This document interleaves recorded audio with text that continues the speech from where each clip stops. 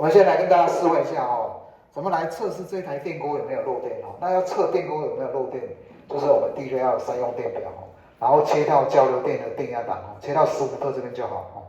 那另外一个就是我们要验电笔，又是用这个家里面的插座啊哈，看哪一条是中性线哈。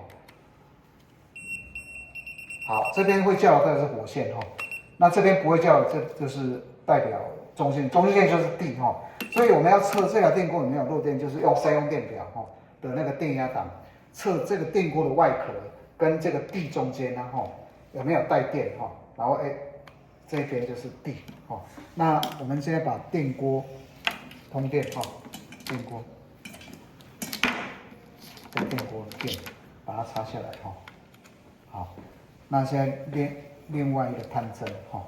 另外一个探针，我们就是把这侧在这个电锅的外壳哈。啊，你看这看指针哈，电锅侧在外壳的时候啊哈，哎，你看指针有没有动？指针只要有动，就代表这台电锅是有漏电。